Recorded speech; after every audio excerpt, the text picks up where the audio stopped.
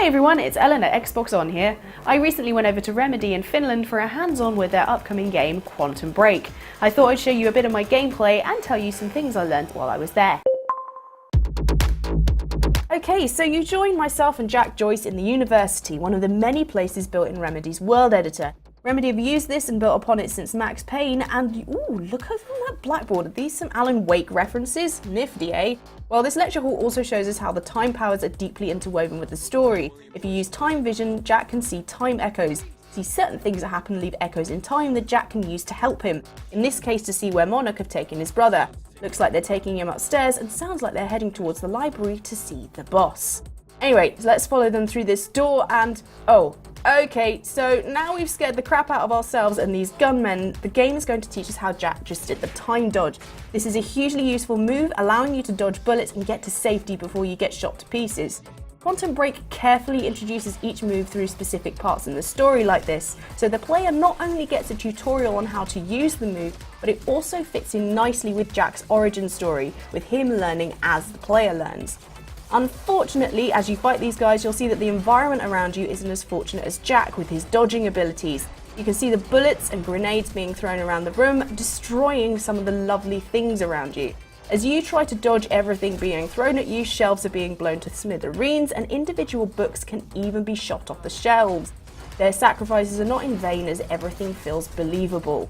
Now, to take out these final players, we're going to utilise Jack's different powers to help us get some bullets into these Monarch employees. I have to say, I love the slow-mo effect when you take out the last guy here. Take out these last guys who are about to come in through this door, we can use the time dodge to get right up into their faces for a surprise attack. Oh, here we go, and that's the last time you'll mess with Jack Joyce. Remedy have worked extremely hard on motion capture to make the world of Quantum Break seem as real as possible, using real actors to bring a full performance to the game and to tie it into the live shows. As you're introduced to Jack's abilities, both his and Will's reactions feel authentic. Even with no dialogue, you can tell what they're thinking thanks to their facial expressions and body language. You can almost see Jack's thought processes as he realises what he can do and what he must do to save his brother. It's really well done and paints a great believable origin story. Motion capture was also used to help get authentic movement from the actors within gameplay. One prime example is in a section where Jack and Will have to hide to avoid the Monarch guards. Their movement as they move into the vents helps build up the tension as they move as quietly but as quickly as possible. Ultimately, this little section is a break in combat so Will can fill Jack in on his side of the story. But by framing it like this and capturing excellent natural performances from Shawn Ashmore and Dominic Monaghan, it allows it to be an extra tense moment in the game. Glad to be out of there. Another example is when a time stutter occurs and players are introduced to Jack's ability to unfreeze people. Jack's uncertainty is shown by his movements, and when Will is able to move again, his stumble into the stutter and his reaction feel genuine.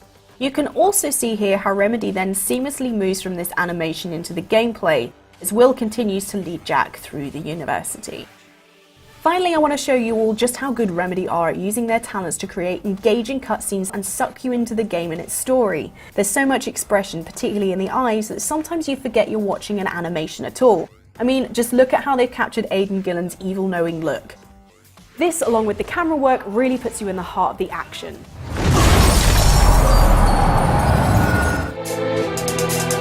To help really immerse players into a world of time manipulation, Remedy have put a lot of effort into the music and sound. To show you what I mean, here's some gameplay. To make it easier to deal with this guy here, I used Jack's time shield. You might notice that everything sounded slightly different. The alarm noise was muffled, the sounds from Jack's gun were slightly distorted, and you really felt like you're in a bubble. Now, here is where I can show you some really cool sound stuff. As the vehicle crashes through the gates, a time stutter occurs. Time comes to a complete standstill, so sound will move differently here. Not only do we have the shattering sound of time breaking down, but Jack's footsteps echo as well as his voice. Pretty nifty. Now, here we're about to face some slightly different enemies. See, Monarch have developed some special tools so they can move in time stutters just like Jack, and are fairly immune to his powers.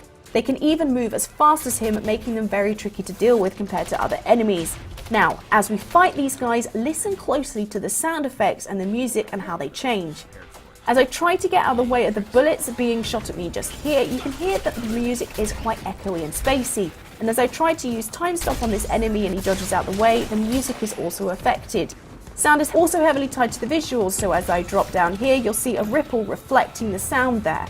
Now, to help me spot my Monarch enemies a little better here, I'm going to use time vision. You'll hear that the sound distorts outwards from Jack just as the visuals move out, and it really helps you feel like the power is emanating from him and having a real effect on time. Okay, now listen, as this guy dies, you'll hear his scream is distorted. See, once you take out one of these enemies, they can't use their gear anymore and they get stuck in the stutter like anyone else. To reflect the effect of time around them, every gun has an alternate sound, whether that be in a stutter or when Jack uses a particular power. Now I'm about to find myself low on health, so I drop a time shield to see if it helps. You can hear the bubble distortion of sound still takes place even when you use it at a time stutter. Also, as I use time dodge, you can still hear it has an effect on sound, slowing down all the sounds to reflect your speed. It seems that there's a bigger effect on the background music and sounds when Jack is directly affected by, or at least very near, some kind of time manipulation, making it so that sounds and music are very much a personalised experience, more affected by things in the player's immediate vicinity. So the music is not only dynamic in that it changes once Jack starts or comes to the end of an encounter like he's about to now, but it's also dynamic on another level as it changes and reacts to the changes in time within the gameplay, helping to add weight to the powers in a way that simple dynamic music just could not. All in all, it's pretty nifty, and also means that no two Quantum Break soundtracks will ever sound exactly the same, which I think is pretty cool.